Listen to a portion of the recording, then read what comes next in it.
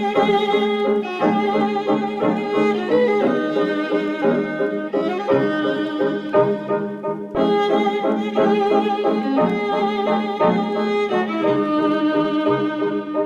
yard.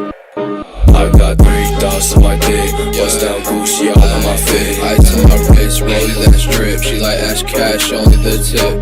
I be skirting off in that whip. I see her up and down, we get hit. Yo, still on top when I try like rock. I feel like I'm Cardi, I'm a dialect. I got 3 thoughts on my dick, bust down Gucci all on my fit. Ice on my wrist, rolling that strip. She like Ash Cash, only the tip.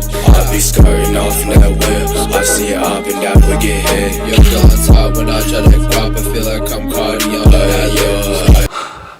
Good morning, नमस्ते और स्वागत है आप सबका आज के इस video में। आई होप मैं क्लियर देख रहा हूँ तुम लोगों को। आज पुल डे है which is back biceps and rear dealt.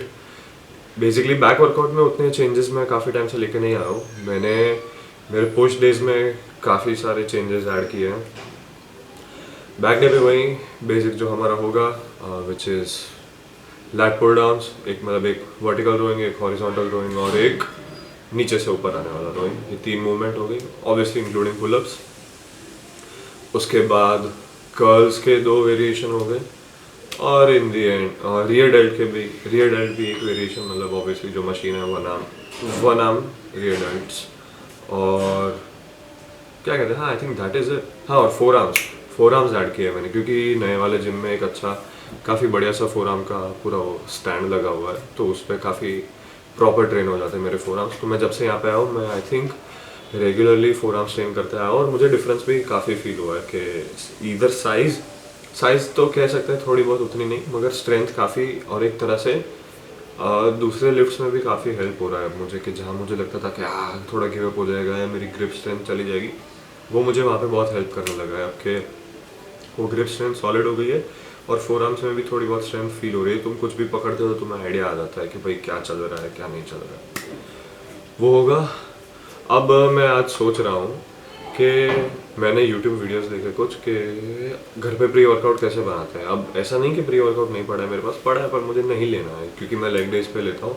और बीच में जो एक नया डब्बा मेरे पास वो आया था गैस्पैरी अग्रेशन का, सुपर पंप अग्रेशन, तो मैंने 1 हफ्ते लगातार वो लिया है। वो भी फुल स्कूप नहीं, लेग डेज पे 2 फुल स्कूप और उसके बाद में आधे स्कूप बाकी के 4 दिन।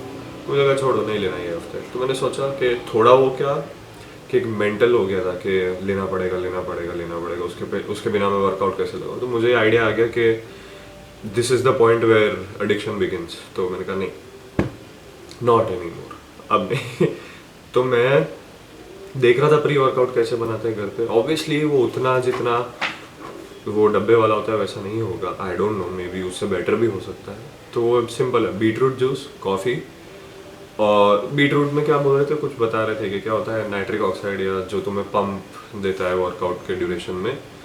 तो हाँ, बीट पड़ा है, मैं उसका जूस बना लूँगा नीचे जाके, थोड़ी कॉफ़ी पी लेंगे, थोड़ा वो क्या कहते हैं पिंक सॉल्ट ऐड कर लेंगे, तो मेरे ख्याल से बन जाएगा वो हमारा प्री वर्कआउट। वो इचेस नहीं आएंगे क्योंकि वो बेटा लेनिन की वजह से होता है, जहाँ तक मुझे पता है वो बेटा लेनिन की वजह से होता है। मैंने जहाँ पे गूगल पे पढ़ा है तो वो तो आएंगे नहीं, तो उसकी ज़रूरत भी नहीं है।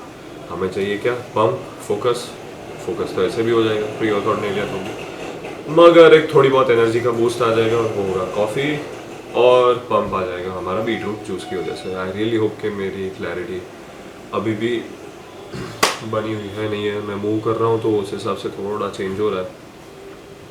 बट यार नीचे जाते हैं, ये जूस बनाते हैं, क्योंकि जूस बनाने में मेरे ख्याल से 10 मिनट निकल जाएगी, कॉफ़ी पीने में भी दूसरी 5 मिनट हो जाएगी, तो 15 मिनट नीचे 15-20 मिनट निकालते हैं, बैठते हैं थोड़ी देर पापा के साथ, और then let's head to the gym. आज मैं अकेला हूँ as usual, like most of the days. Amol के पूरे मार्च काफ़ी काम है, इसलिए वो टाइम एडजस्ट करने का ट्राई कर रहा है इधर उधर, मगर उससे जितना हो रहा है उतना जिम आने की कोशिश कर रहा है।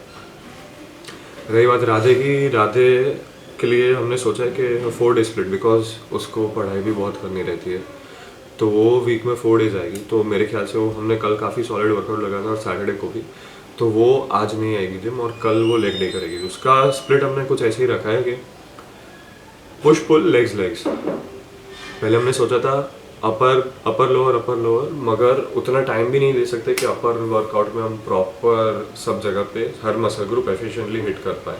तो सोचा पुश पुल लेग्स, और वो मतलब फॉलो इसी तरह होगा, पुश लेग्स पुल लेग्स। तो उसका वो और स्वयं तो क्या है यार, मैं छोड़ो नहीं बोलना मुझे कुछ, मैं उसको फ़ोन भी नहीं करने वाला हूँ आज के बाद। आज मैंने उसको वार्निंग दी थी कि भाई तेरा लास्ट डे है, मैं आज तुझे कॉल करूँगा, तू नहीं आया जिम तो मैं आज के बाद तुझे पूछने भी नहीं वाला हूँ कि भाई तू कब आएगा जिम, साथ में आ रहा है नहीं आ रहा है, उसको जैसे जाना होगा हो जाएगा।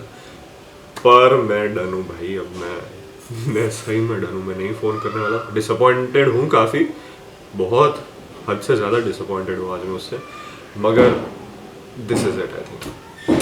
चलो अब नीचे जाते हैं, प्री वर्कआउट पीते हैं, घर पे बनाया हुआ। और मैं उसके भी क्या कहते हैं, शायद किसी दिन उसकी अगर मुझे अच्छा फील हुआ तो मैं उसकी एक वीडियो डाल दूंगा।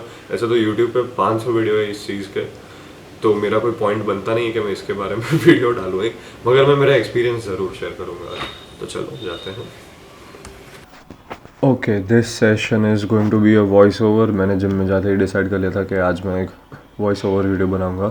तो मैंने लैट पुल डाउन्स ऑलरेडी लगा लिए हैं, मैंने वन आर्म रोइंग भी लगा लिया। उसके बाद मैंने सोचा कि okay something different other than मैं वर्टिकल पुल में क्या कर सकता हूँ, मतलब जो नीचे से ऊपर वाला पुल है। तो मैंने सोचा मैं स्मिथ पे रोज़ ट्राई करता हूँ।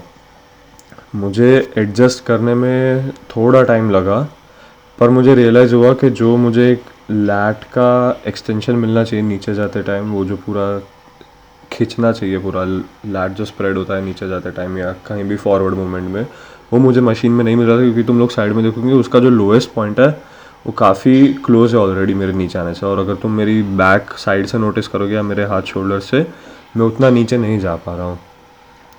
थोड़ा अनकंफर्टेबल फील हुआ था मुझे, पर मुझे एक स्क्वीज़ अच्छा मिल रहा था। उस वजह से मैंने सोचा कि okay let's continue 2 more sets with this and we'll move on to the next exercise. Moving on to one arm rear delt flies. मैं काफ़ी टाइम से one arm rear dealt flies लग रहा हूँ, क्योंकि मुझे ऐसा फील होता है कि ये मेरे रियर डेल्ट्स को एक बेस्ट वे में हिट करते हैं। Pump cover is of, this is my second set और काफ़ी हार्ड जाना है, that's it. It is 60 kgs on each side. मैं कहूँगा कि 60 kgs एक हैवी नंबर है, मगर मैं कंफर्टेबल वे में उसे हिट कर पाता हूँ। और मैं I think I would say almost 3 week से 60 kgs पर हूँ, क्योंकि मुझे इस मसल ग्रुप को लेके किसी तरह की जल्दी नहीं रखनी है। मुझे फील काफ़ी ज़्यादा अच्छा होता है, मैं रेप्स पे बेस कर रहा हूँ ये चीज़। और मतलब अगर आप मोमेंटम भी देखोगे और जो टेम्पो भी देखोगे तो उतना ज़्यादा रश नहीं है, एक बेसिक टेम्पो इसे हम कह सकते हैं कि जो 1-1-1-1 वाला होता है वो, ना कि 1-0 झम फुल स्पीड, ऐसा बिल्कुल नहीं हो रहा है।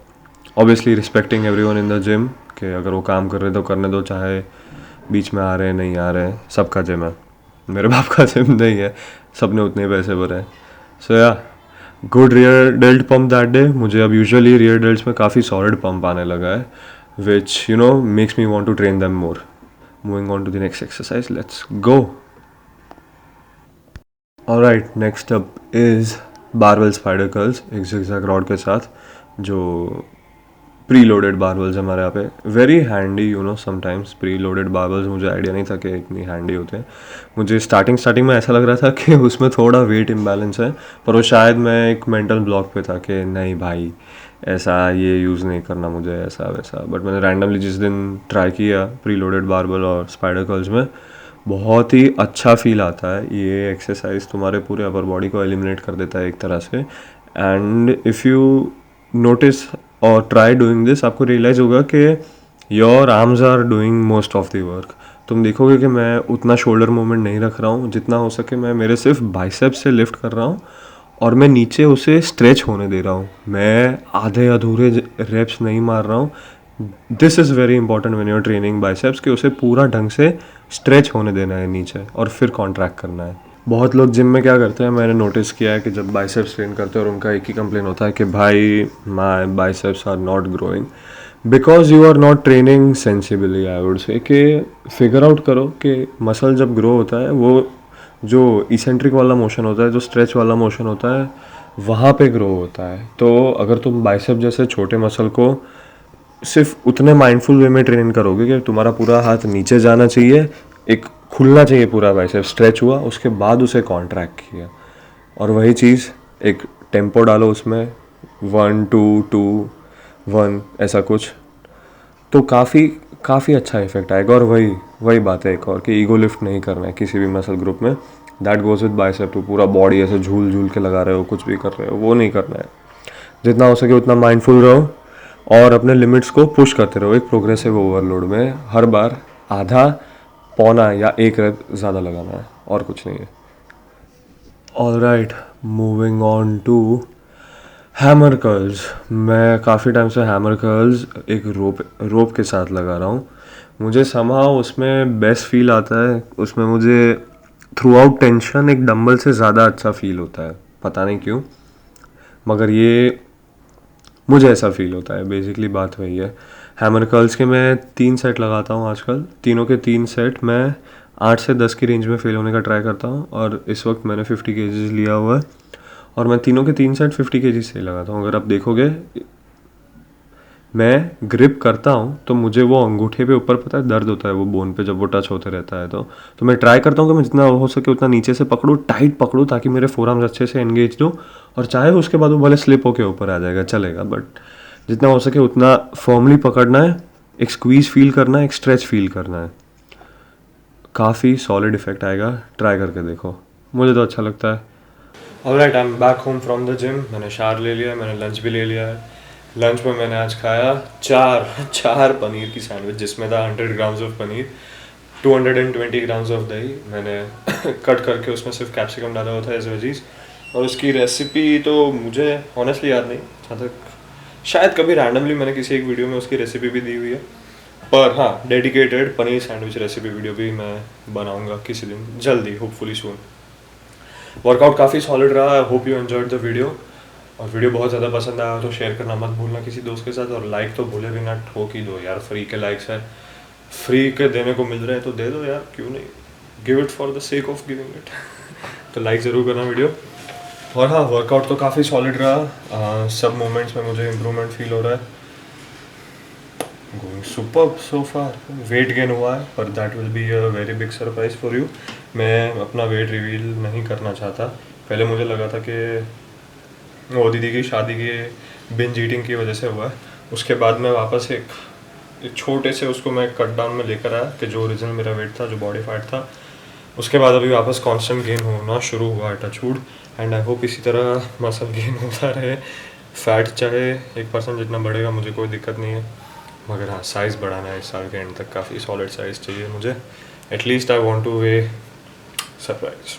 अभी कितना वे हो रहा हूँ और मैं गोल बता दूंगा तो तुम लोग कुछ भी करके आइडिया लगा लोगे कि मेरा वेट कितना है।